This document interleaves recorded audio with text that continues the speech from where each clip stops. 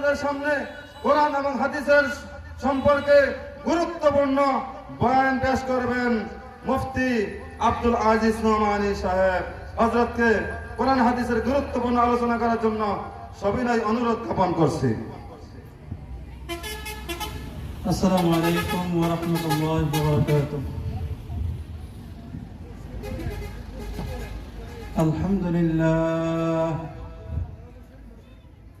আলহামদুলিল্লাহ ওয়া কাফা ওয়া সালামুন আলা ইবাদিহিল্লাযীনা ইসতাফা। أما بعد فأعوذ بالله من الشيطان الرجيم. بسم الله الرحمن الرحيم.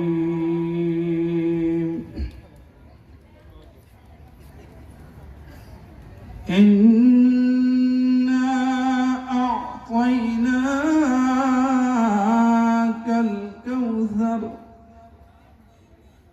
فصل لربك وانحر إن شانئك هو الأبتر. وقال رسول الله صلى الله عليه وسلم لا يؤمن أحدكم حتى أكون أحب إليه من والده وولده والناس أجمعين. وفي حديث أخرى قال النبي صلى الله عليه وسلم لا يقعد قوم يذكرون الله إلا حفتهم الملائكة وغشيتهم الرحمة ونزلت عليهم السكينة وذكرهم الله في من عنده أو كما قال النبي عليه الصلاة والسلام. وقال تعالى في شأن حبيبه ومحبوبه ومعشوقه مخبرا وآمرا إن الله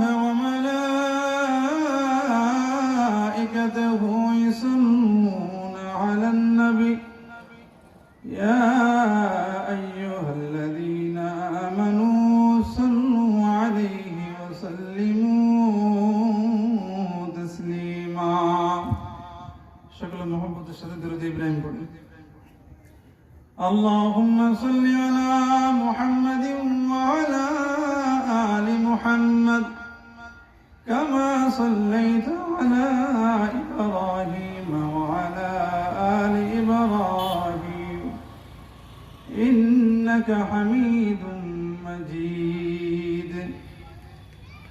اللهم بارك على محمد وعلى آل محمد كما باركت على إبراهيم وعلى آل إبراهيم إنك حميد مجيد.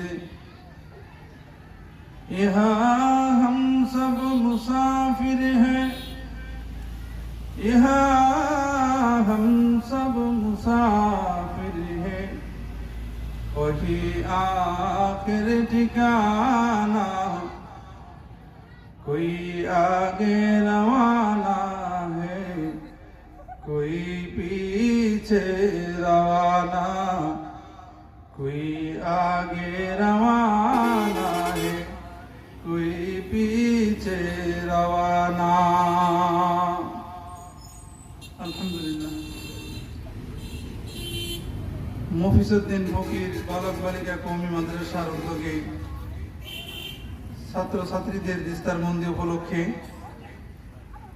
নবম বার্ষিক ইসলামী মহাসম্মেলনের সম্মানিত সভাপতি আলহাজ হাফেজ হযরত মাওলানা মুফতি আব্দুল্লাহ সাহেব দামাত বরকাতুহুম হযরত কিছুক্ষণের মধ্যেই উপস্থিত হবেন। উপস্থিত আছেন হযরত উলামায়ে কেরাম, বিভিন্ন অঞ্চল থেকে দিনপ্রিয় ইসলাম প্রিয় আল্লাহ তাআলার বান্দাগণ। আমরা সর্বপ্রথম সেই মহান মালিকের দরবারে প্রাণ খুলে শুকরিয়া আদায় করি যে আল্লাহ পাক রব্বুল আলামিন আমাদেরকে অত্যন্ত মহব্বত করে ভালোবেসে দুনিয়ার শত ব্যস্ততার মাঝেও আল্লাহ তাআলা আপনাকে আমাকে পছন্দ করে জালিসুল এই রিয়াজুল জান্নাহ জান্নাতের বাগানে আল্লাহ তাআলা আপনাকে আমাকে আসা এবং বসার তৌফিক দান করেছেন। এই জন্য একবার প্রাণ খুলে শুকরিয়া আদায় করি আলহামদুলিল্লাহ। আজকের এই জান্নাতি বাগানে বলেন তো বসলে লাভ আছে না নাই? যদি আমরা এর লাভ বুঝতাম তাহলে মানুষগুলো এখনো রাস্তাঘাটে ঘোরাফেরা করতে পারতো না, দোকানপাটে বসে থাকতে পারতো না। বলেন ঠিক কি না? দুনিয়ার মানুষের কাছে এই জান্নাতের বাগানের দাম নাই। আজকে যদি একটা গানের কনসার্ট করা হতো, মাইকিং এর প্রয়োজন হতো না, লোকজনকে ডাকার প্রয়োজন হতো না, যদি কোনো মাধ্যমে খালি একটু শুনতে পাইতো যেখানে একটা গানের অনুষ্ঠান করা হবে, খাওয়া বাদ, ব্যবসা বাদ, সব কিছু বাদ, সবাই এই গানের কনসার্টে আসতো। বলেন ঠিক কিনা? আমরা দুনিয়াতে আমরা খুব দুনিয়াবি লাইনে আমরা খুব আগে আছি, কিন্তু এই জান্নাতি বাগানে আসলে আপনার আমার জীবনের গুনাহ মাফ হবে। আল্লাহ তাআলা আপনার আমার জীবনের গুনাহগুলোকে মাফ করে দিবে, আখিরাতের লাভ হবে। কিন্তু আমরা এই জান্নাতের বাগানে আসি না। বলেন ঠিক কিনা? যদি বুঝতাম আজকের এই মাহফিলের কত দাম, এইভাবে মানুষগুলোকে ডাকা হতো না। আজকের এই ইসলামী মহাসম্মেলন, বলেন তো এখানে কি প্রত্যেকদিন এই জান্নাতি বাগান সাজানো হবে? এত সুন্দর একটা জায়গা যেখানে বসলে আল্লাহ রাসূল বলেন আল্লাহ তাআলা বান্দার গুনাহ মাফ করে দেয়। বলেন সুবহানাল্লাহ। আল্লাহ রাসূল সাল্লাল্লাহু আলাইহি সাল্লাম বলেন لا يقعد قوم يذكرون الله لا يقعد قوم يذكرون الله إلا حفتهم الملائكة وغشيتهم الرحمة ونزلت عليهم السكينة وذكرهم الله في من عنده। আল্লাহর নবী বলেন লা ইয়াকুদু কওমুন ইয়াযকুরুনাল্লাহ। দুনিয়াতে যেখানে কোরআনের আলোচনা করা হয়, আল্লাহকে ডাকা হয়, আল্লাহর স্মরণ করা হয়, আল্লাহর আলোচনা করা হয়, যে জায়গায় বসে বান্দারা আল্লাহকে ডাকে, আল্লাহর কথাগুলো বান্দারা বসে বসে স্মরণ করে, আল্লাহর নবী বলেন ইল্লা হাফাতুহুমুল মালাইকা, ওই বান্দাদেরকে আল্লাহর রহমতের ফেরেশতারা চতুর্পার্শ্বে বেষ্টন করে নেই। বলেন সুবহানাল্লাহ। তাহলে বলেন তো লাভ আছে না নাই? বলেন আছে না নাই? আজকে যদি একটা এমপি মন্ত্রী আসতো, দুনিয়ার প্রশাসনের নিরাপত্তার প্রয়োজন পড়তো। বলেন ঠিক কিনা? কারণ তারা সুন্দরভাবে যাইতে পারে না, এত অন্যায় করছে, যার কারণে বডিগার্ড ছাড়া, নিরাপত্তা ছাড়া কোনো জায়গায় যাইতে পারে না। বলেন ঠিক কিনা? আল্লাহ তাআলা বলেন বান্দা দুনিয়ার প্রশাসন দিয়ে তোদেরকে নিরাপত্তা আমি আল্লাহ দেব না। হে বান্দা, দুনিয়ার যে জায়গায় আমি আল্লাহকে স্মরণ করা হয়, দুনিয়ার যে জায়গায় আমি আল্লাহকে ডাকা হয়, আমি আল্লাহকে স্মরণ করা হয়, যেখানে বসে বান্দার আমি আল্লাহকে ডাকে, আমি আল্লাহর স্মরণ করি, আল্লাহ তাআলা জানায় দেয় বান্দা। আল্লাহর নবী বলেন ইল্লা হাফাতুহুমুল মালাইকা, ওই বান্দাদেরকে আল্লাহর রহমতের ফেরেশতারা বেষ্টন করে নেই। বলেন সুবহানাল্লাহ। আল্লাহর নবী বলেন দুনিয়ার প্রশাসন দিয়ে আল্লাহর নিরাপত্তা দেয় না। আল্লাহর নবী বলেন দুনিয়ার গোলাম আল্লাহর রহমতের ফেরেশতাদেরকে দিয়ে এদেরকে নিরাপত্তা দেয়। শুধু নিরাপত্তা দেয় এমনটা না, ওয়াগশিয়াতুহুমুর রাহমা, আল্লাহর রহমত তাদেরকে বেষ্টন করে নেই। বলেন সুবহানাল্লাহ। দুনিয়ার এমন একটা সম্মেলন দেখান তো যেখানে আল্লাহর রহমত নাজিল হয়, আছে? বলেন আছে? বিএনপির সম্মেলনে গেলে বোঝে আল্লাহর রহমত বর্ষিত হয়, আমলিগের সম্মেলনে গেলে আল্লাহর রহমত বর্ষিত হবে, গুনাহ মাফ হবে না। কিন্তু আল্লাহর নবী বলেন, বান্দারা যখন দুনিয়াতে কোরআনের মজমায় বসে যায়, কোরআনের অনুষ্ঠানে বসে যায়, তো আল্লাহর রহমতের ফেরেশতারা তো তাদেরকে বেষ্টন করে নেয় এবং আল্লাহ তাআলা ওই বান্দাদের উপরে তার রহমত নাজিল করতে থাকে। বলেন সুবহানাল্লাহ। আল্লাহর নবী বলেন, ওয়াশিয়াতুহুমুর রাহমা ওয়া নাযালাত আলাইহিমুস সাকিনাহ, আল্লাহর সাকিনা তাদের উপরে নাজিল হইতে থাকে, বর্ষিত হতে থাকে। শুধু কি তাই না, ওয়া যাকারাহুমুল্লাহু ফী মান ইনদা, আল্লাহর নবী বলেন, একদল ফেরেশতা আল্লাহকে জানায় দেয়, মালিক। আল্লাহ তাআলা ফেরেশতাদের মাঝে বলে, ফেরেশতা, আমার বান্দারা দুনিয়ার ওই জায়গায় বসে কি করতেছে? হে বান্দা, তাদের কি কাজ নাই? তাদের কি ঘর নাই, বাড়ি নাই? তাদের কি ব্যবসা বাণিজ্য নাই? তাদের কি প্রয়োজন নাই? আমার বান্দারা দুনিয়ার ঘর বাড়ি ছেড়ে সব কিছু ছেড়ে ময়দানে কেন বসে আছে? তাদের কি ঘর নাই, বাড়ি নাই? আল্লাহ তাআলাকে ফেরেশতারা জানায় দেয়, মালিক, আয় আল্লাহ, তাদের ঘর আছে, বাড়ি আছে, ব্যবসা বাণিজ্য সব কিছু আছে, কিন্তু মালিক তারা সব কিছু ছেড়ে দিয়ে তোমার কোরআনের ভালোবাসায় আয় আল্লাহ ওই ময়দানে বসছে। আল্লাহ তাআলা ফেরেশতাদেরকে ডেকে ডেকে বলবে, ফেরেশতা, আমার বান্দারা যারা সব কিছু ছেড়ে দিয়ে, ব্যবসা বাণিজ্য ছেড়ে দিয়ে, ঘর বাড়ি ছেড়ে দিয়ে, সব কিছু ছেড়ে দিয়ে যারা এই কোরআনের অনুষ্ঠানে বসছে, ফেরেশতারা, আমি আল্লাহ তোমাদের কাছে জানতে চাই, আমার যে বান্দারা এই কোরআনের মাহফিলে বসছে, তারা কি আমি আল্লাহকে দেখেছে? কোনদিন আমি আল্লাহকে দেখেছে? ফেরেশতারা জানায় দেয়, আল্লাহ, তারা তুমি আল্লাহকে কোনদিন দেখে নাই, তোমার বানানো জান্নাত জাহান্নাম কোনদিন দেখে নাই। আল্লাহ, তারা তোমাকে ভয় করে তোমার জান্নাত পাওয়ার আশায়, তোমার জাহান্নাম থেকে বাঁচার আশায় আয় আল্লাহ ওই ময়দানে বসে আছে। আল্লাহ জানায় দেয়, বান্দা, আমার বান্দাদেরকে জানায় দাও, যারা ওই ময়দানে বসছে, আমি আল্লাহ আমার ওই বান্দাদের জীবনের গুনাহগুলোকে মাফ করে দিলাম। বলেন সুবহানাল্লাহ। তাহলে বলেন তো, এই মাহফিলগুলোর দাম আছে না নাই? বলেন, গুনাহ মাফ হয় কি হয় না? এই মাহফিলগুলোর এত দাম, এত দাম। বান্দা যখন মাহফিলে বসে যায়, আল্লাহ বসার কারণে গুনাহগুলোকে মাফ করে দেয়। আল্লাহর নবী বলেন, শুধু গুনাহ মাফ হয় না, বান্দা যখন আলেমের চেহারার দিকে তাকাও, তোমার জীবনের যত সগীরা গুনাহ আছে, আল্লাহ সমস্ত সগীরা গুনাহগুলোকে মাফ করে দেয়। বলেন সুবহানাল্লাহ। এই জন্য আমরা দুনিয়ার মানুষ যদি এই মাহফিলগুলোর ফজিলত বুঝতাম, এই মাহফিলগুলোর বরকত, এই মাহফিলগুলোর ফজিলত যদি বুঝতাম, দুনিয়ার সব কিছু ছেড়ে দিয়ে, ব্যবসা বাণিজ্য কাজ কাম যা আছে সব কিছু ছেড়ে দিয়ে, মানুষের জায়গা হইতো না, সব মানুষগুলো এই মাহফিলের উদ্দেশ্যে রওনা দিত। বলেন ঠিক কিনা? এগুলোর দাম তাদের কাছে নাই, তারা বুঝে নাই। আল্লাহর নবী বলেন, বান্দা যখন বসছে, আল্লাহ তাআলা বান্দার জীবনের সব গুনাহগুলোকে মাফ করে দিয়েছে। কিন্তু ইমাম কুরতুবী রাহমাতুল্লাহ আলাইহি বলেন, বান্দা যখন কোরআনের অনুষ্ঠানে বসছো, কোরআনের মাহফিলে যখন বসছো, আল্লাহ তোমার জীবনের সব গুনাহগুলোকে মাফ করে দিয়েছে। কিন্তু বান্দা, তোমরা তো সগীরা গুনাহ করো না, মিনিটে মিনিটে, সেকেন্ডে সেকেন্ডে আমাদের দ্বারা কবিরা গুনাহ হয়।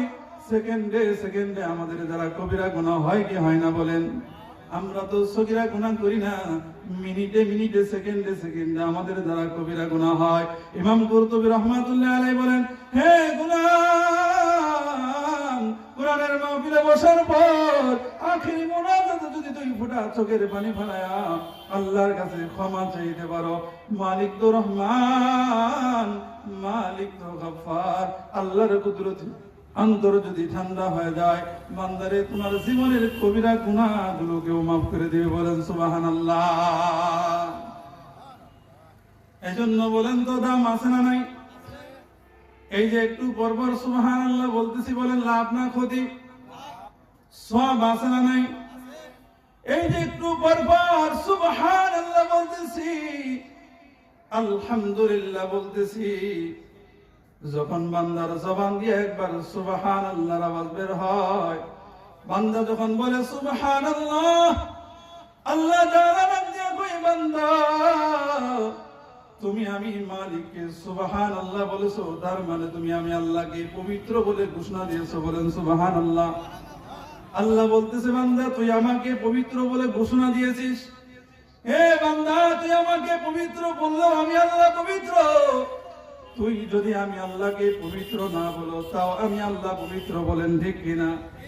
আল্লাহ বান্দাকে ডাক দিয়ে কয়, গোলাম তুমি যেহেতু আমি আল্লাহকে পবিত্র বলে ঘোষণা দিয়েছো, ও বান্দা আমি আল্লাহ তোমার জীবনের গুনাহগুলোকে মাফ করে পবিত্র বানায় দিলাম। বলেন সুবহানাল্লাহ। এই জন্য বলেন তো সুবহানাল্লাহর দাম আছে না নাই? মাহফিলের শুরু থেকে শেষ পর্যন্ত কতবার সুবহানাল্লাহ বান্দা বলবে, হিসাব নাই তার। বলেন ঠিক কিনা? কতবার বলবে তার হিসাব নাই। কিন্তু এই সময়টা যদি চায়ের দোকানে বসে থাকতাম, বলেন তো কয়বার সুবহানাল্লাহ বলতেন? কয়বার বলতেন? আলহামদুলিল্লাহ কয়বার বলতেন? সিগারেট টান তো আর আলহামদুলিল্লাহ বলতো? সিগারেট টান তো আর বুঝি সুবহানাল্লাহ বলতো? চা খাই তার আলহামদুলিল্লাহ বলতো? বান্দা যদি কোরআনের মাহফিলে বসার পর একবার সুবহানাল্লাহ বলে, আমার মালিক খুশি হয়ে যায়। আল্লাহর নবী বলেন, বান্দা যখন সুবহানাল্লাহ আলহামদুলিল্লাহ বলে, আল্লাহ পাক রব্বুল আলামিন বান্দার প্রতি এত খুশি হয়ে যায়। একবার সুবহানাল্লাহ বলার কারণে আল্লাহ পাক রব্বুল আলামিন ওই বান্দার জন্য জান্নাতে এমন একটা ফলদার গাছ লাগায় দেয়।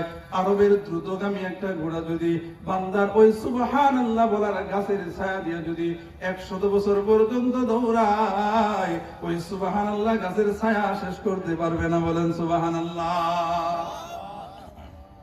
এজন্য আল্লাহর নবী বলেন, কোন বান্দা যদি প্রত্যেক ফরজ নামাজের পর 33 বার সুবহানাল্লাহ, 33 বার আলহামদুলিল্লাহ, 34 বার আল্লাহু আকবার পড়ে, আল্লাহর নবী বলেন, গুফিরা লাহু মা তাকাদ্দামা মিন যামবি, ওই বান্দার পূর্বের জীবনে যত গুনাহ আছে আল্লাহ তাআলা তার ওই বান্দার সমস্ত গুনাহগুলোকে maaf করে দেয়। বলেন সুবহানাল্লাহ। এইজন্য বলেন তো এই সুবহানাল্লাহর দাম আছে না নাই? এইজন্য বলার দরকার আছে না নাই? আরেকবার বলেন সুবহানাল্লাহ। সুবহানাল্লাহ, আলহামদুলিল্লাহ, লা ইলাহা ইল্লাল্লাহ, সুবহানাল্লাহ, আলহামদুলিল্লাহ, লা ইলাহা ইল্লাল্লাহ। তুমি বাঁচাও, তুমি মারো, অবিরত ক্ষমা করো। তুমি বাঁচাও, তুমি মারো, অবিরত ক্ষমা করো। ধরার যে জন তাকেই ধরো, ধরার যে জন তাকেই ধরো। তোমার মুঠোয় সবই আল্লাহ। সুবহানাল্লাহ, আলহামদুলিল্লাহ, লা ইলাহা ইল্লাল্লাহ, সুবহানাল্লাহ, আলহামদুলিল্লাহ, লা ইলাহা ইল্লাল্লাহ। এইজন্য বলেন, এই সুবহানাল্লাহর দাম আছে না নাই? আলহামদুলিল্লাহর দাম আছে না নাই? কোন বান্দা যদি একবার সুবহানাল্লাহ, আলহামদুলিল্লাহ, লা ইলাহা ইল্লাল্লাহ, আল্লাহু আকবার পড়ে, আল্লাহর নবী বলেন বান্দার জীবনের সমস্ত গুনাহগুলোকে maaf করে দেয়। বলেন সুবহানাল্লাহ। এইজন্য পয়গম্বর মুসা আলাইহিস সালাম আল্লাহর কাছে বলতেছেন, মালিক ও আল্লাহ, এমন একটা কালেমা তুমি আমাকে দাও, ও আল্লাহ, যে কালেমার মাধ্যমে আমি আল্লাহ তোমাকে ডাকবো, যে কালেমাটা শুধু তুমি আমাকে দিবা, দুনিয়ার আর কাউকে দেও নাই। এমন একটা দামি একটা কালেমা তুমি আমাকে দাও, যে কালেমাটা দুনিয়ার কাউকে দেও নাই। ও আল্লাহ, ওই দামি কালেমাটা তুমি আমাকে দাও। আল্লাহ তাআলা জানা দিলেন পয়গম্বর মূসা, পড়তে থাকো লা ইলাহা ইল্লাল্লাহ, লা ইলাহা ইল্লাল্লাহ। পয়গম্বর মূসা আল্লাহকে ডেকে ডেকে বলতেছেন, মালিক, এমন একটা কালিমা তোমার কাছে চাইলাম যেটা দুনিয়ার কাউকে দাও নাই, কিন্তু এমন একটা কালিমা তুমি আমাকে দিলা, যে কালিমাটা তুমি দুনিয়ার সবাইকে দিয়েছো। বলেন ঠিক কিনা? এই কালিমা তো দুনিয়ার সব নবীদের কালিমা ছিল। এই কালিমা তো দুনিয়ার সব নবীদের কালিমা ছিল। পয়গম্বর মূসা ডেকে ডেকে বলতেছেন, আল্লাহ, এমন একটা কালেমা তোমার কাছে চাইলাম, যে কালেমাটা দুনিয়ার কাউকে তুমি দাও নাই, শুধু আমাকে দিবা। পার্সোনাল একটা কালেমা দাও, আয় আল্লাহ, যার মাধ্যমে আমি আল্লাহ তোমাকে ডাকবো। আল্লাহ ডাক দিয়ে কয়, পয়গম্বর মূসা, এমন একটা কালেমা তোমাকে দিয়েছি, হে পয়গম্বর মূসা, আমার ওই কালেমাকে যদি মিজানের এক পাল্লায় রাখা হয়, আর এই 7 আসমান 7 জমিনকে যদি এক পাল্লায় রাখা হয়, পয়গম্বর মূসা রে, ওই লা ইলাহা ইল্লাল্লাহর পাল্লায় বাড়ি হয়ে যাবে। বলেন সুবহানাল্লাহ। তাহলে বলেন দাম আছে না নাই? একবার যদি বান্দা লা ইলাহা ইল্লাল্লাহ পড়ে, আল্লাহ তাআলা বান্দার আমলনামায় ওই মিজানের পাল্লা নেকি দ্বারা পরিপূর্ণ করে দেয়। বলেন সুবহানাল্লাহ। যে মিজানের পাল্লা বান্দার পরিপূর্ণ করে দিবে, বলেন তো আমরা কি আল্লাহর সেই মিজানের পাল্লা কোনোদিন দেখেছি? বলেন আমরা কি আল্লাহর সেই মিজানের পাল্লা কোনোদিন দেখেছি? দুনিয়ার কোন মানুষ কি আল্লাহর সেই মিজানের পাল্লা কোনোদিন দেখেছে? দুনিয়ার কেউ দেখে নাই। আল্লাহ বলেন, পয়গম্বর মূসা, দুনিয়ার কেউ যদি একবার সেই লা ইলাহা ইল্লাল্লাহ পড়ে, আমি আল্লাহ বান্দার আমলনামায় সেই মিজানের পাল্লা নেকি দ্বারা পরিপূর্ণ করে দিব। পয়গম্বর দাউদ আল্লাহকে বলতেছেন, আল্লাহ, ও মালিক, ও আল্লাহ, তোমার সেই মিজানের পাল্লাটা আমাকে একটু দেখাও, যেই মিজানের পাল্লা আল্লাহ তুমি বান্দার আমলনামায় নেকি দ্বারা পরিপূর্ণ করে দিবা। আল্লাহ, আমি পয়গম্বর দাউদ তোমার সেই মিজানের পাল্লাটা একটু দেখতে চাই। পয়গম্বর দাউদ আল্লাহর কাছে আরজি করতেছেন, আবেদন করতেছেন, আয় আল্লাহ, তোমার মিজানের পাল্লাটা একটু আমাকে দেখাও। আল্লাহ ডাকতে কই, পয়গম্বর, তুমি তো আমার মিজানের পাল্লা দেখতে পারবে না, যদি দেখো হুঁশে থাকতে পারবে না, বেহুশ হয়ে জমিনে পড়ে যাবে। পয়গম্বর দাউদ ডাক দিয়ে বলেন, আল্লাহ, আমি পয়গম্বর যদি ওই মিজানের পাল্লা দেখার পর বেহুশ হয়ে জমিনে পড়েও যায়, আয় আল্লাহ, এরপরও আমি পয়গম্বর তোমার মিজানের পাল্লাটা দেখতে চাই। আল্লাহ তাআলা বলেন, পয়গম্বর দাউদ, যাও, তোমাকে মিজানের পাল্লা দেখার অনুমতি দিলাম। পয়গম্বর দাউদ যখন মিজানের পাল্লা দেখেছেন, পয়গম্বর দাউদ আলাইহিস সালাম মিজানের পাল্লা দেখার সাথে সাথে জমিনে বেহুশ হয়ে পড়ে গিয়েছেন। বলেন সুবহানাল্লাহ। পয়গম্বর দাউদ যখন হুঁশে ফিরে আসছে, আল্লাহ জিজ্ঞাসা করতেছেন, পয়গম্বর, কেমন মিজানের পাল্লা আমার দেখলেন? পয়গম্বর দাউদ বলতেছেন, আল্লাহ, এত বড় মিজানের পাল্লা দেখেছি। আয় আল্লাহ, এই মিজানের পাল্লায় যদি 7 আসমান 7 জমিনকে উঠায় দেওয়া হয়, এত বড় মিজানের পাল্লা দেখেছি, এই 7 আসমান 7 জমিন দিয়ে আল্লাহ তোমার মিজানের পাল্লা ভরবে না। বলেন সুবহানাল্লাহ।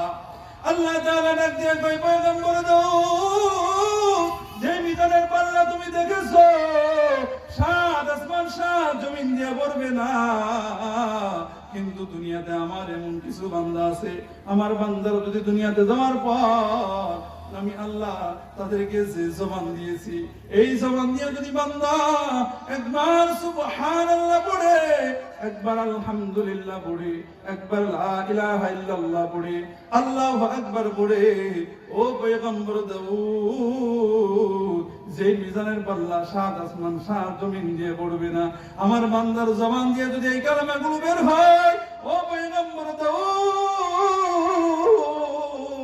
আমি আল্লাহ ওই মিজানের পাল্লা বান্দার আমল নামায় নেকি দ্বারা পরিপূর্ণ করে দিব। বলেন সুবহানাল্লাহ। এজন্য বলেন তো এই কালেমাগুলোর দাম আছে না নাই? কেমন দাম? বান্দা একবার পড়বে তো মিজানের পাল্লা নেকি দ্বারা পরিপূর্ণ হবে। বলেন সুবহানাল্লাহ। আল্লাহ নবী বলেন কালিমাতানে খফিফাতানে আলাল লিসান, কালিমাতানে খফিফাতানে আলাল লিসান সাকিলাতানে ফিল মিজান হাবিবাতানে ইলার রহমান। আল্লাহর নবী বলেন এমন দুইটা কালিমা আছে, এমন দুইটা কালিমা যে কালিমা দুইটা জবানে পড়তে বড় সহজ হয়। সাকিলাতানে ফিল মিজান, যে দুইটা কালিমা মিজানের পাল্লাকে ভারী করে দেয়। আল্লাহর নবী বলেন শুধু ভারী করে দেয় এমনটা না, হাবিবাতানে ইলার রহমান, ওই দুইটা কালিমা রহমান মালিকের কাছে বড় প্রিয়। বলেন সুবহানাল্লাহ। ওই দুইটা কালিমা আল্লাহর কাছে বড় প্রিয়। আল্লাহর নবী বলেন ওই দুইটা কালিমা মালিকের কাছে বড় প্রিয়। বান্দা যখন একবার পড়বে তো বান্দার মিজানের পাল্লা নেকি দ্বারা পরিপূর্ণ হয়ে যাবে। বলেন সুবহানাল্লাহ। এজন্য আল্লাহর নবী বলেন সুবহানাল্লাহি ওয়া বিহামদিহি সুবহানাল্লাহিল আযীম। এই যে সুবহানাল্লাহি ওয়া বিহামদিহি সুবহানাল্লাহিল আযীম, এই দুইটা কালেমা দ্বারা পড়বে আল্লাহ তাআলা বান্দার আমলনামায় নেকি দ্বারা পরিপূর্ণ করে দিবে। বলেন সুবহানাল্লাহ। বলেন তো আমরা এই কালেমাগুলো পড়তে পারি কি পারি না? বলেন সহজ না কঠিন? বলেন জবানে পড়তে সহজ না? সুবহানাল্লাহি ওয়া বিহামদিহি সুবহানাল্লাহিল আযীম আমরা পড়তে পারি কি পারি না? এই যে একবার পড়লাম, এই একবার পড়াতে আল্লাহ তাআলা আপনার আমার মিজানের পাল্লা নেকি দ্বারা পরিপূর্ণ করে দিয়েছেন। বলেন সুবহানাল্লাহ। এই যে আরেকবার সুবহানাল্লাহ বললাম, আল্লাহ তাআলা আপনার আমার জন্য জান্নাতের ভিতরে একটা ফলদার গাছের ব্যবস্থা করে দিয়েছেন। বলেন সুবহানাল্লাহ। এই যে আরেকটা গাছ লাগছে জান্নাতের ভিতরে, যতবার বান্দা বলবে ততবার বান্দার আমলনামায় নেকি লেখা হবে। আল্লাহ তাআলা জান্নাতের ভিতরে বান্দার জন্য ফলদার গাছের ব্যবস্থা করবে। বলেন সুবহানাল্লাহ। কিন্তু এখন যদি চায়ের দোকানে বসে থাকতাম, এখন যদি চায়ের দোকানে বসে থাকতাম, বলেন তো কয়টা নেকি হইতো? আপনার আমার কয়টা নেকি হইতো? বলেন নেকি হইতো? নেকি হইতো? যদি বাড়িতে বসে থাকতাম, ঘুমায় থাকতাম, আর যদি মনে করতাম ওয়াজ তো শোনাই যায় বাড়িতে, এক কাজ করি শীতের দিন যায় লাভ কি, বাড়িতে বসে বসে কম্বলটা শরীরে দিয়া বসে বসে শুনি। বলেন বলতে পারতাম কি পারতাম না? এই যে মাহফিলে আসছি, এই মাহফিলে আসার দাম আছে না নাই? আসার দ্বারা বসার দ্বারা আল্লাহ গুনাহ মাফ করে দিয়েছে। বলেন সুবহানাল্লাহ। বাড়িতে বসে থাকলে কি গুনাহ মাফ হইতো? বলেন গুনাহ মাফ হইতো? গুনাহ মাফ হইতো না। চায়ের দোকানে বসে থাকলে গুনাহ মাফ হবে না। চায়ের দোকানে বসে থাকলে গুনাহ মাফ হবে না, বরং গুনাহ হবে। কারণ চায়ের দোকানে তো এখন টিভি আছে। কি আছে বলেন? টিভি আছে। চা খায় আর টিভি দেখে। কি দেখে বলেন? তা বাংলা সিনেমা দেখে না, হিন্দি সিনেমা দেখে। হিন্দি সিনেমা দেখে। মুরব্বীকে যদি বলা হয় মুরব্বী উনি তো হিন্দিতে কথা বলতেছে, আপনি তো বুঝেন না। বুঝুন না বুঝলে কি ভালো লাগে? কি লাগে বলেন? তো ভালো লাগে, সুর ভালো আছে। কি ভালো আছে? বুঝি আর না বুঝি সুর ভালো আছে, তো সুর শুনতেছি ভালো লাগতেছে। তো চায়ের দোকানে বসে থাকলে তো ভালোই লাগবে, সিনেমা দেখবে আর কি খাবে? চা খাবে। কিন্তু গুনাহ মাফ হবে না, বরং আর গুনাহ হবে। ওগুলো গুনাহ মাফের জায়গা না, গুনাহ হওয়ার জায়গা। এজন্য আল্লাহ রাসূল বলছেন বাজার থেকে বেঁচে থাকো। বাজার হলো গুনাহের জায়গা, গুনাহ মাফের জায়গা না। আর এই সম্মেলন হলো গুনাহ মাফের জায়গা। বলেন সুবহানাল্লাহ। রব্বুল আলামিন আপনাকে আমাকে কবুল করেছেন বিদায় আমরা আসতে পারছি। বলেন ঠিক কিনা? এজন্য মহান মালিকের দরবারে অন্তরস্থল থেকে আরেকবার শুকরিয়া জানাই আলহামদুলিল্লাহ। যারা আসতে পারে নাই তাদের কপাল খারাপ, নসিব খারাপ। এরকম একটা জান্নাতি বাগান হওয়ার পরেও তারা আসতে পারে নাই। বলেন ঠিক কিনা? যদি কপাল ভালো থাকতো তারা বসে থাকতো না, এখানে আসতো। 60 বছর 50 বছরের জিন্দেগি অতিবাহিত হয়ে যাইতেছে, কবরে চলে যাবে, এরপরেও তার দিনের বুঝ আসে না, আখিরাতের কথা তার স্মরণ হয় না, কবরের কথা স্মরণ হয় না। যুবক ভাই তার যৌবন কালটাকে অযথা ব্যয় করতেছে, কিন্তু দিনের পথে আসে না। রাসূল বলেন শাবাবাকা ক্বাবলা হারামিক, ও যুবক ভাই বার্ধক্য আসার আগে যৌবন কালটাকে দিনের জন্য কাজে লাগাও, কারণ যৌবন কালের ইবাদত আল্লাহর কাছে বড় প্রিয়। বলেন ঠিক কিনা? এই জন্য আমরা এখানে আসার পরে কতবার সুবহানাল্লাহ বলছি, আলহামদুলিল্লাহ বলছি, আমরা নিজেরাও জানি না। বলেন জানি? আল্লাহ তাআলা কি পরিমাণ নেকি আপনার আমার আমল নামায় লিখে দিয়েছেন, বান্দা কল্পনা করতে পারবে না। হাসরের ময়দানে যখন বান্দা উঠবে, আমল নামা যখন দেখবে, হায় আল্লাহ, এত আমল তুমি আমার আমল নামায় দিছো, আমি তো দুনিয়াতে এত আমল করি নাই, আমি তো এত আমল করি নাই, আমি তো এই আমলের যোগ্য না। আল্লাহ ডেকে ডেকে বলবে, বান্দা উলামায়ে কেরামের মজমায় বসছিল না, উলামায়ে কেরামের কথা শুনছিল না, আমি আল্লাহর কোরআনের কথা শুনছিল, আর মাঝে মাঝে সুবহানাল্লাহ বলছিল, আলহামদুলিল্লাহ বলছিল। আমি এইগুলো বলার দ্বারা, এই কালেমাগুলো বাক্য বলার দ্বারা আমি আল্লাহ তোমার আমল নামাই নেকির পাল্লা ভারী করে দিয়েছি। বলেন সুবহানাল্লাহ। কিন্তু যদি দোকানে বসে থাকতাম, বাড়িতেও শোনা যায়, কিন্তু বাড়িতে ওয়াজ শুনলে তো জান্নাতের বাগান হবে না। বলেন ঠিক কিনা? আমি অনুরোধ করবো যারা এখনো বাইরে আছে, ঘোরাফেরা করতেছি, বেশি দিন থাকতে পারবো না, একদিন না একদিন আমাদেরকে চলে যেতেই হবে। বলেন ঠিক কিনা? চলে যেতে হবে। হিসাব মিলায় দেখেন, কই বছরের জিন্দেগি, হায়াত কত বছর চলে গিয়েছে, আর কই সেকেন্ড বাঁচবো, এর কোনো হিসাব আছে আমাদের? আমার কোনো হিসাব আছে? হিসাব নাই। এখনো চলে যেতে পারি। এজন্য অযথা সময়গুলো আমরা নষ্ট করব না। এজন্য বান্দা যখন এগুলো বসে যায়, তো বান্দার আমল নামায় নেকি লাগা হয়। বলেন সুবহানাল্লাহ। আল্লাহর নবী আম্মা জান আয়েশাকে ডেকে ডেকে বলতেছেন, আয়েশা, আম্মা জান আয়েশা রাদিয়াল্লাহু তাআলা আনহাকে আল্লাহর নবী বলতেছেন, আয়েশা, প্রত্যেকদিন তিনটা আমল না করে তুমি ঘুমাইবা না। হে আয়েশা, যখন ঘুমাইতে যাইবা প্রত্যেকদিন দৈনন্দিন তুমি তিনটা আমল করবা। এই তিনটা আমল না করে তুমি কোনোদিন ঘুমাইতে যাইবা না। আয়েশা, এক নাম্বার আমল যদি তুমি করতে পারো, হে আয়েশা, আল্লাহ তাআলা তোমার আমল নামায় একটা নফল কবুল হজের সওয়াব লিখে দিবে। বলেন সুবহানাল্লাহ। বলেন তো, কত হাজি মক্কায় যায়, মদিনায় যায়, আল্লাহ কি সব হাজিদের হজ কবুল করেন? বলেন সবার হজ কি কবুল হয়? সবার হজ কবুল হয় না। কত হাজির টাকার ভিতরে ঘুষের টাকা আছে না নাই? সুদের টাকা আছে না নাই? মানুষের হক মেরে খাওয়ার টাকা আছে না নাই? কত হাজির টাকার ভিতরে সুদের টাকা আছে, কত হাজির টাকার ভিতরে ঘুষের টাকা আছে। ওই ঘুষের টাকায় হজ করলে আল্লাহ কবুল করবে না, সুদের টাকায় হজ করলে আল্লাহ কবুল করবে না। হারাম টাকায় যদি বান্দা মক্কায় যায়, মদিনায় যায়, আল্লাহ হজ কবুল করবে না। কিন্তু আল্লাহর নবী এমন একটা আমল আম্মা জান আয়েশাকে শিখাইতেছেন। আল্লাহর নবী ডাক দিয়ে, আয়েশা, এই আমল না করে তুমি ঘুমাইবা না। আয়েশার এই আমলটা যদি তুমি করতে পারো, আল্লাহ তাআলা তোমার আমল নামায় একটা নফল কবুল হজের সওয়াব দিবে। বলেন সুবহানাল্লাহ। আম্মা জান আয়েশা ডাক দিয়ে বলেন, পয়গম্বর, কি এমন একটা আমল, ও নবী আমার, আপনি আমাকে আমলটা বলে দেন। আল্লাহর নবী বলেন, ও আয়েশা, প্রত্যেকদিন তুমি 200 বার সুবহানাল্লাহ, আলহামদুলিল্লাহ, লা ইলাহা ইল্লাল্লাহ, আল্লাহু আকবার পড়বা।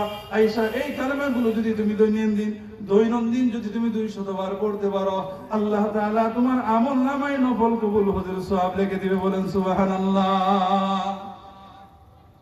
এজন্য এই কালেমাগুলো পড়ার দরকার আছে না নাই? আমরা পড়বো তো ইনশাআল্লাহ। এই কালেমাগুলোর কত দাম দেখেন। বান্দা যখন 200 বার পড়বে, সুবহানাল্লাহ, আলহামদুলিল্লাহ, লা ইলাহা ইল্লাল্লাহ, আল্লাহু আকবার, বান্দা যখন 200 বার পড়বে, আল্লাহ তাআলা বান্দার আমল নামায় নফল কবুল হজের সওয়াব লিখে দিবে। আল্লাহর নবী আয়েশাকে ডাক দিয়ে বলেন, আয়েশা, আরেকটা নফল কবুল হজের আমল হলো, হে আয়েশা, দুনিয়াতে যাদের মা বেঁচে আছে, বাবা বেঁচে আছে, সন্তান যদি মা বাবার চেহারার দিকে একবার নেক নজরে তাকায়, আয়েশা রে, সন্তান যখন মার চেহারার দিকে তাকায়, তো আল্লাহ তাআলা ওই সন্তানের তাকানোর কারণে বান্দার আমল নামায় আরেকটা নফল কবুল হজের সওয়াব দিয়ে দেয়। বলেন সুবহানাল্লাহ। এই জন্য এই আমলগুলো করবো তো ইনশাআল্লাহ। আল্লাহর নবী ডাক দিয়ে বলেন, আয়েশা, 3 নাম্বার আমল হলো, আয়েশা, প্রত্যেকদিন 1 কোরআন খতম করে ঘুমাইবা। আম্মা জান আয়েশা ডাক দিয়ে বলেন, পয়গম্বর, প্রত্যেকদিন কি বান্দার জন্য 1 কোরআন খতম করা সম্ভব হবে? ও নবী আমার, কেমনে খতম করব? প্রত্যেকদিন কি বান্দার জন্য 1 কোরআন খতম করা সম্ভব হবে? আল্লাহ নবী ডাক দিয়ে বলেন, আয়েশা, প্রত্যেকদিন যখন তুমি ঘুমাইতে যাইবা, ঘুমানোর আগে তুমি বিসমিল্লাহ সহ 3 বার সূরাতুল ইখলাস তেলাওয়াত করবে, কুল হুয়াল্লাহু আহাদ 3 বার পড়বে। তো আল্লাহ তাআলা এই কুল হুয়াল্লাহু আহাদ 3 বার পড়ার বিনিময়ে তোমার আমলনামায় কোরআন খতমের সওয়াব লিখে দিবে। বলেন সুবহানাল্লাহ। এইজন্য এই কোরআন খতম আমরা এই সূরাগুলো পড়ব তো ইনশাআল্লাহ। 3 বার পড়লে কি হবে বলেন? এক কোরআন খতমের সওয়াব আল্লাহ তাআলা আপনার আমার আমলনামায় লিখে দিবে। 3 নাম্বার আমল হলো, আল্লাহর নবী বলেন, আয়েশা, দৈনন্দিন প্রত্যেক দিন তুমি আমি নবীর উপরে 100 বার, কমপক্ষে 100 বার দরুদ পড়বে। আল্লাহর নবী বলেন, দুনিয়াতে যারা আমি নবীর উপরে 100 বার দরুদ পড়বে, হাসরের ময়দানে আমি নবীর সুপারিশ তাদের জন্য ওয়াজিব হয়ে যাবে। বলেন সুবহানাল্লাহ। এই জন্য এই আমলগুলো করবো তো ইনশাআল্লাহ। আমরা এই যে আমলগুলো শিখলাম, বলেন তো মাহফিলে না আসলে এগুলো শিখতে পারতাম? এগুলো তো এমন একটা আমল, আমি যদি হাঁটতে থাকি, বসে থাকি, চাকরি করি, রাস্তাঘাটে ঘোরাফেরা করি, আমি যে অবস্থায় থাকি না কেন, ওই অবস্থাতেই এই কালেমাগুলো পড়া যায়। বলেন ঠিক কিনা? এই কালেমাগুলো পড়লে কি ওযু লাগবে? বলেন ওযু লাগবে? ওযু লাগবে না। এই কালেমাগুলো যদি আমরা পড়ি, ওযুরও দরকার নাই, ওযু ছাড়াই আমরা পড়তে পারবো।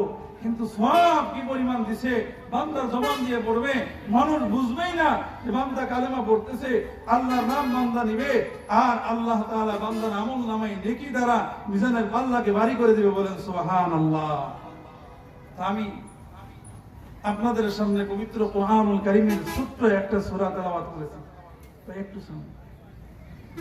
ছোট্ট একটা সূরা আমি আপনাদের সামনে তেলাওয়াত করেছি, সূরাতুল কাউসার। বলেন কোন সূরা? সূরাতুল কাউসার। পবিত্র কোরআনুল কারীমের 114টি সূরার ভিতরে এটা হলো সবচেয়ে ছোট সূরা। বলেন সুবহানাল্লাহ। এবং সবচেয়ে সহজ সূরা, এবং এই সূরা সবাই পড়তে পারে। বলেন সুবহানাল্লাহ। মোটামুটি যারা কোরআন না পড়তে পারে তারাও এই সূরা পড়তে পারে। বলেন পারে কি পারে না? আপনারা কি ইন্না তাইনা পড়তে পারেন না? ওই ইন্না তাইনা সূরার নাম হলো সূরাতুল কাউসার। এই ইন্না আতাইনা, ইন্না আতাইনা, এই সূরা মোটামুটি সবাই পড়তে পারে। বলেন ঠিক কি না? আমি এই ছোট্ট সূরায় আপনাদের সামনে তেলাওয়াত করেছি নবীজি সাল্লাল্লাহু আলাইহি সাল্লামের অসংখ্য অগণিত হাদিস সমূহ থেকে একটা হাদিস আপনাদের সামনে পাঠ করেছি। এই আয়াত ও হাদিসকে সামনে রেখে ইনশাআল্লাহ একটু কথা বলার চেষ্টা করব। আল্লাহ যদি তৌফিক দান করেন সকলে বলে আমিন।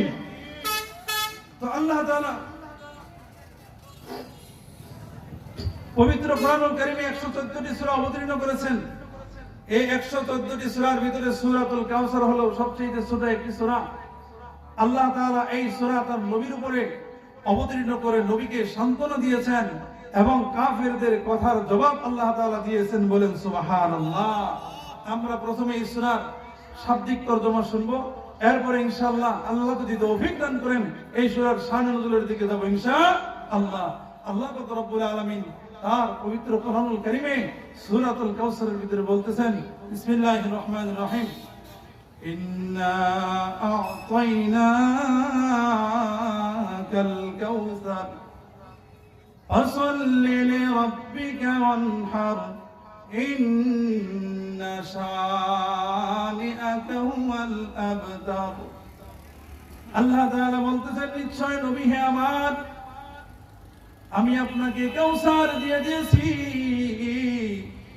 আল্লাহ তাআলা বলতেছেন, ইন্না আ'তাইনাকাল কাউসার, নিশ্চয় আমি আপনাকে কাউসার দিয়ে দিয়েছি। দিব এমনটা না। আল্লাহ বলেন, নবী হে আমার, আমি আল্লাহ আপনাকে কাউসার দিয়ে দিয়েছি। দিব এমনটা না। আল্লাহ বলেন, দিব এমনটা না, দিয়ে দিয়েছি। ফাসাল্লি লিরাব্বিকা ওয়ানহার, এই জন্য নবী আমার, আপনি আপনার রবের জন্য নামাজ পড়েন এবং কুরবানি করেন। বলেন সুবহানাল্লাহ।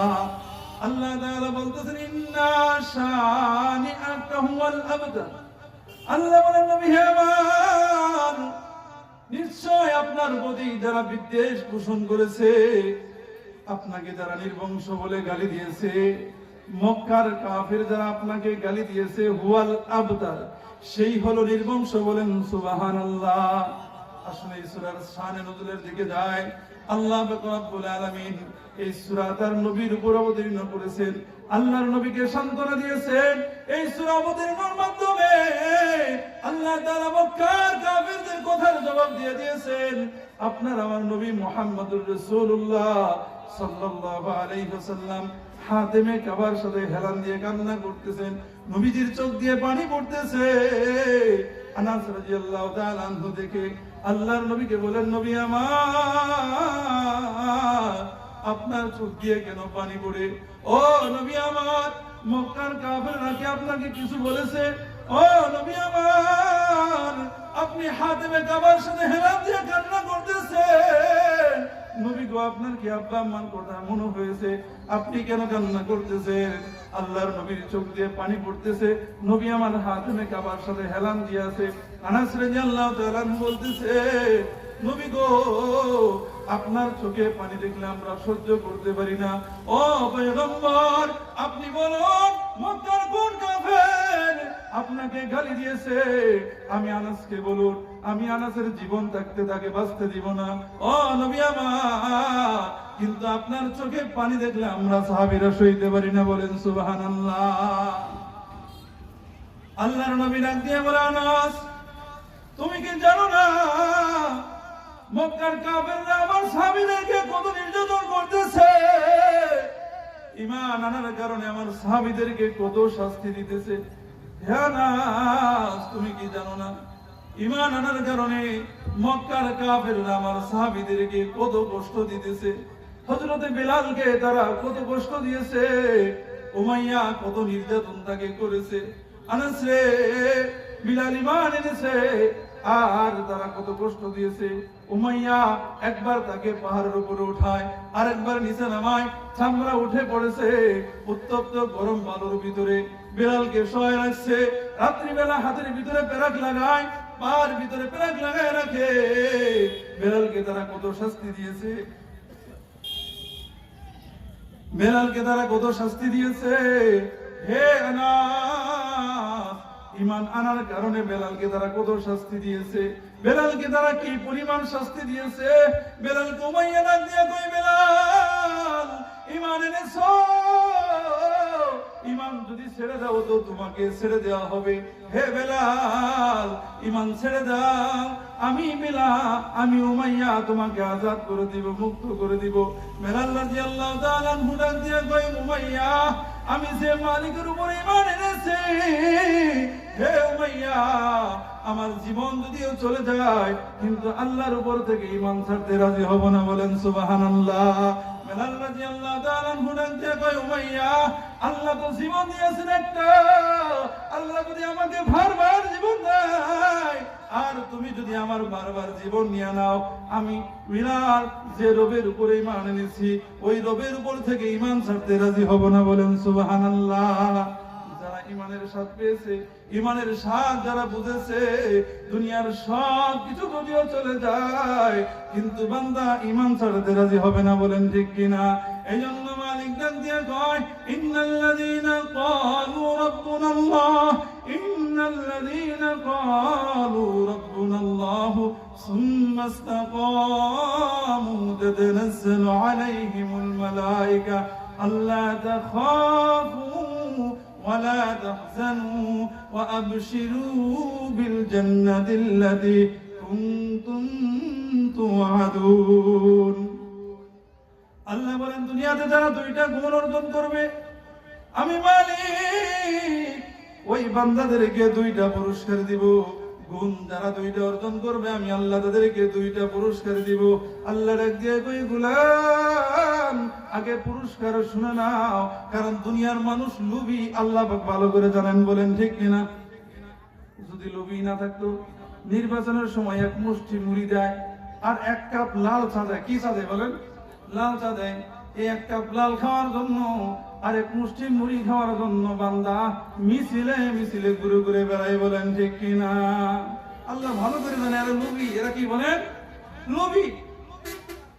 এই জন্য আল্লাহ তাআলা বলতেছেন, গোলাম, আগে তোমরা গুণগুলোর কথা শুনবা না, আগে পুরস্কারের কথা শুনো। আমি আল্লাহ ওই দুইটা গুণ অর্জন করলে তোমাদেরকে কি পুরস্কার দিব। কারণ বান্দা যদি পুরস্কার শুনে নেয় তো গুণগুলা অর্জন করতে বান্দার জন্য সহজ হবে, বলেন ঠিক কিনা? আল্লাহ তাআলা বলেন, বান্দা ওই দুইটা গুণ যদি অর্জন করতে পারো আমি আল্লাহ তোমাদেরকে দুইটা পুরস্কার দিব। দুইটা পুরস্কারের এক নাম্বার পুরস্কার হলো ওই দুইটা গুণ যারা অর্জন করবে আমার ওই বান্দার দুনিয়ার জীবনে কবরে, মিজানে, পুলসিরাতে কোথাও কোনো ভয় চিন্তা পেরেশানি থাকবে না, বলেন সুবহানাল্লাহ। আল্লাহ ডাক দিয়া ওই দুইটা গুণ যারা অর্জন করবে ওই বান্দা